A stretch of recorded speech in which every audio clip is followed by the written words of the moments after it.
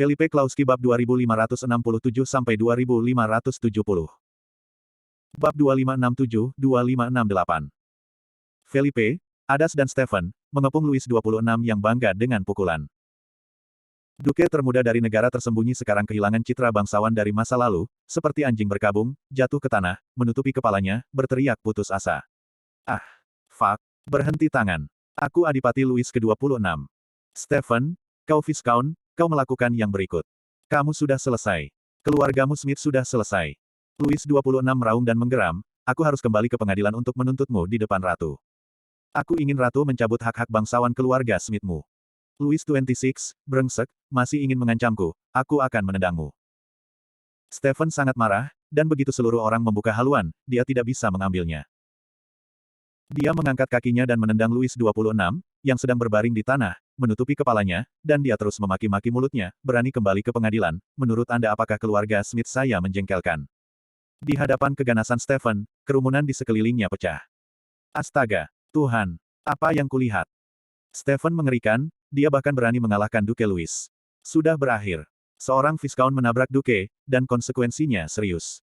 Namun, Felipe Ping dan yang lainnya tampaknya tidak peduli dengan apa yang dikatakan orang lain. Stephen lelah, menghentikan tangan dan kakinya, dan menatap Louis 26 yang mengerikan yang tidak menyentuh tanah. Alice menanggapi keterkejutan pada saat ini, dan dengan cepat melangkah maju untuk mengangkat wajah Louis 26 yang bengkak dari tanah dan bertanya dengan hati-hati, Louis, apakah kamu baik-baik saja, Louis? Oh gelombang Louis terkasih, lihat dirimu wajah, Alice sangat tertekan, memutar kepalanya dan menatap Stephen dengan marah, menunjuk hidungnya dan memarahi, Stephen, brengsek. Kamu hanya Viscount, berani untuk mengalahkan Louis secara terbuka. Dia adalah Duke, kamu sudah selesai. Kamu keluarga Smith telah berakhir. Stephen memandangi Alice dan berkata dengan dingin, Alice, kamu tidak ingin menunjukkan padaku. Mulai hari ini, aku tidak akan mengejarmu lagi, jadi tolong perlakukan aku dengan hormat. Keluarga Smith saya, juga dulu ada Duke, dan ayah saya juga seorang markis. Dia akan dipromosikan menjadi Duke bulan depan. Kamu, apa maksudmu? Alice sedikit bingung dan tidak mengerti apa maksud Stephen. Stephen tersenyum dingin dan sedikit membungkuk ke arah Alice, memberi hormat kepada seorang pria, dengan mengatakan, itu tidak menarik, aku hanya berharap Putri Alice akan menjaga dirinya sendiri di masa depan. Bagaimanapun, Stephen berbalik dan pergi. Felipe dan Adas juga tersenyum dan berbalik untuk pergi. Dan di sini, Louis 26, yang dipukuli, bagaimana dia bisa membiarkan kelompok gangster yang ganas ini begitu mudah, langsung berteriak, berhenti. Beri aku hentikan Stephen. Dan kalian berdua dengan rendah hati bodoh Easterner, mengalahkan Duke, itu adalah hukuman mati. Bahkan tidak mau menjalankan siapapun dari Anda. Begitu kata-kata itu jatuh, sebuah tim penjaga adipati bergegas dari kejauhan. Mereka semua mengenakan kostum penjaga perak, bahu dan dada, dan garis emas, dan mereka mengenakan topi ksatria berkarakter penjaga Duke. Kelompok orang ini semuanya dilengkapi dengan pedang ksatria emas dan putih di sekitar pinggang mereka. Zeng zeng zeng. Sekelompok 10 orang mengepung semua Felipe dan menarik pisau dari pinggang. Suasana di tempat kejadian berubah secara instan. Louis 26 mencibir dan memandang Stephen yang dikelilingi dan yang lainnya, berteriak dengan arogan, lari. Penjaga saya ada di sini, saya melihat bagaimana Anda berlari. Berani mengalahkan Duke, saya ingin kalian semua mati. Lagi pula, Louis 26 melemparkan tangan besar dan berteriak, ambil semuanya dan bawa mereka kembali ke negara tersembunyi. Aku akan menyiksa mereka sendiri. Dalam sekejap, 10 penjaga ini melangkah maju dan mereka akan menurunkan Felipe. Namun, Felipe dan Adas saling memandang dan menggelengkan kepala mereka tanpa daya. Bang bang bang. Butuh hampir 1 menit bagi 10 penjaga untuk dipukuli ke tanah. Louis 26 tertegun, melihat ke penjaga di sekitarnya yang semuanya meratap di tanah, dan kemudian menatap Felipe, yang membawa pedang ksatria ke langkah demi langkah, seluruh orang pucat dan takut. Kamu, dasar Oriental, apa yang ingin kamu lakukan? Louis 26 menyaksikan Felipe datang dengan pedangnya, berteriak dan mundur, takut pihak lain akan membunuh dirinya sendiri dengan pedang.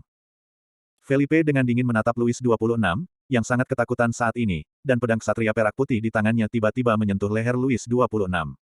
Ujung pedang yang tajam membuat lubang kecil di leher Louis 26, dan darah mengalir keluar.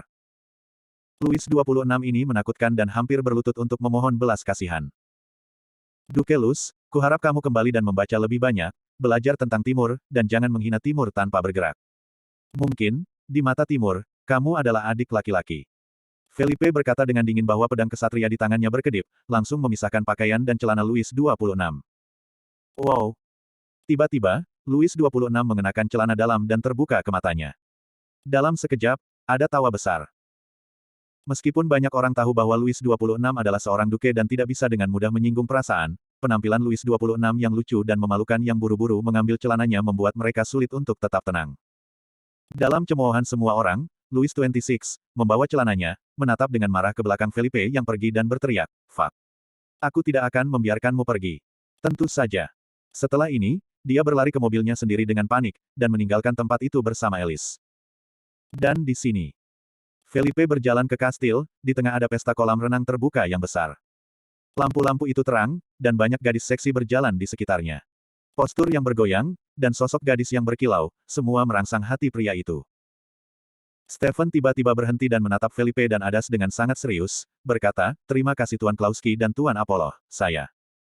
Felipe meletakkan tangannya di saku celananya dan tersenyum tipis, berkata, "Stephen, kita benar-benar bisa berteman, jika kamu memiliki ambisi komersial yang lebih sedikit." Setelah mendengar ini, Stephen memandang Felipe dan berkata, "Tuan-tuan muda Klauski, apakah Anda benar-benar mau berteman dengan saya?" Felipe mengangkat bahu, "Mengapa tidak? Teman-teman harus diperlakukan dengan tulus, Stephen, aku harap kamu tidak akan mengecewakanku."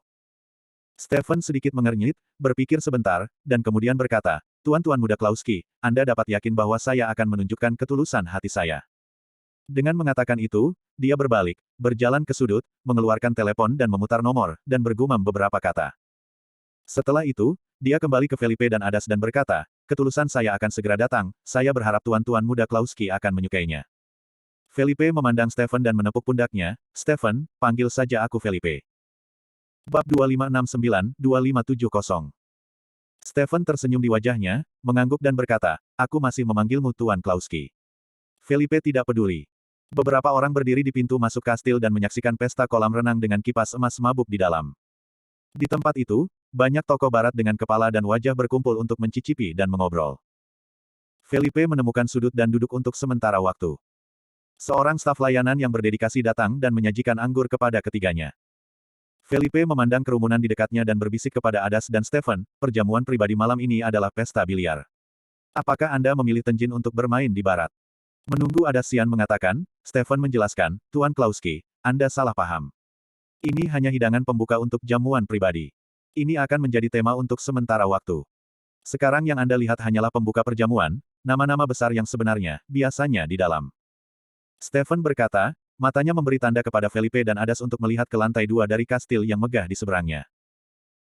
Felipe mengangkat alisnya, dan memang, di sini dia bisa melihat balkon besar terbuka di lantai 2 kastil, ada banyak pejabat dan bangsawan membicarakan hal ini, dan dari waktu ke waktu dia juga akan melihat kerumunan pesta di bawah.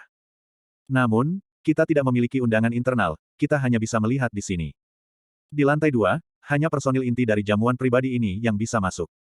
Pada dasarnya, mereka semua terkait dengan keluarga Loveless. Stephen bermain penuh untuk kemampuan kecerdasannya dan memperkenalkan beberapa tokoh besar kepada Felipe dan Adas. Orang tua kulit putih berambut putih, Hubert Marjorie, adalah presiden sebuah perusahaan publik dengan total aset 30 miliar dolar. Diam-diam, dia mengimpor dan mengekspor bisnis untuk keluarga Loveless, dan kadang-kadang penyelundupan beberapa senjata. Dengan mengingat hal itu, mata Felipe jatuh ke lantai atas pria tua putih berambut putih dengan jas putih. Pria tua itu tampak diberkati dan bersinar dengan cahaya merah. Dia mengobrol dengan beberapa wanita kulit putih yang mencicipi. Pria kulit putih jangkung di sana, bernama Pete Faraday, adalah penghubung pasukan bawah tanah keluarga Loveless di kota Sengton dan agen umum. Ada banyak kekuatan abnormal di tangannya dan dia suka bermain konspirasi. Namun, ini satu karakteristik orang adalah bahwa mereka rakus akan uang. Stephen menyesap anggur dan tersenyum dingin, "Mungkin, Anda bisa mulai dengannya dan mendapatkan banyak informasi internal tentang keluarga Loveless." Mata Felipe bengkok, dan dia menatap pria putih jangkung itu dengan serius. "Pete Faraday. Apakah kamu akan membawanya untuk bertanya tentang situasi ini?"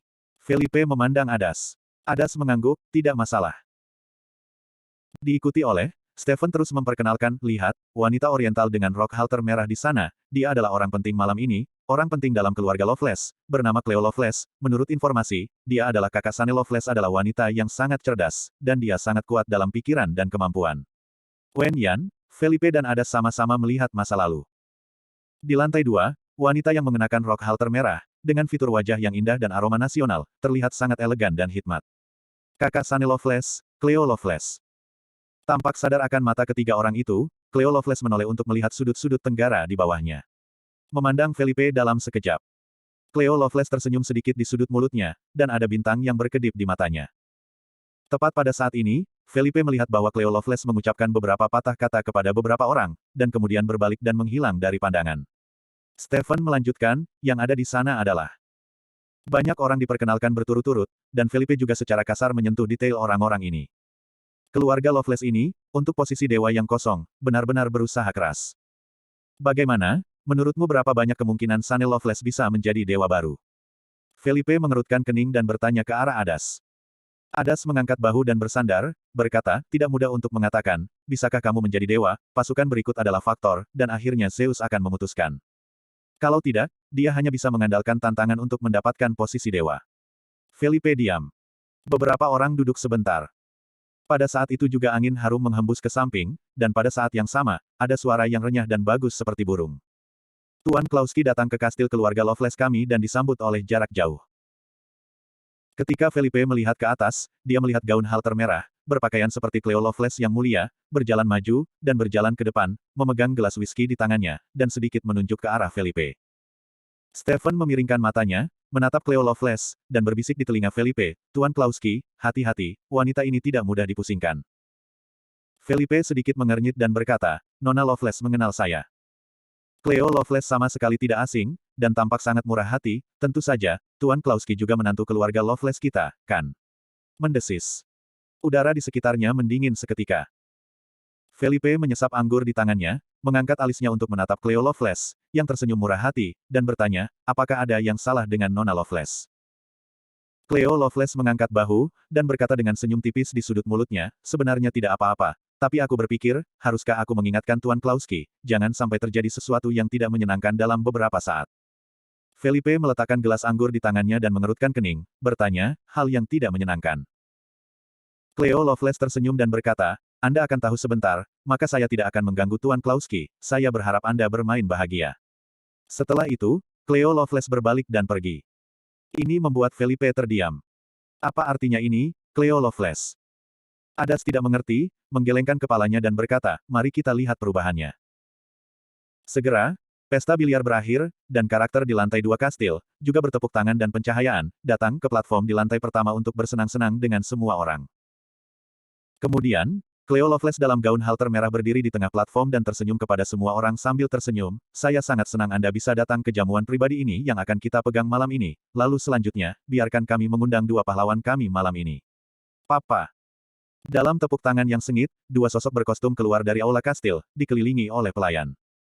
Satu, muda dan tampan, dalam setelan putih, seperti pangeran yang menawan dalam dongeng, dengan sedikit pesona jahat di sudut mulutnya. Sunny Loveless. Satu lagi, gaun malam hitam, mengambil langkah yang mulia dan elegan, dan tampak sangat elegan. Selain itu, begitu dia muncul, dia menarik perhatian para penonton. Di bawah cahaya, itu sangat menyilaukan. Seorang wanita oriental sangat cantik. Ujian rahasia yang tidak ada yang bisa membantu. Ketika Felipe melihat wanita dalam gaun malam hitam, dia berdiri. Wayne Jianston. Istri.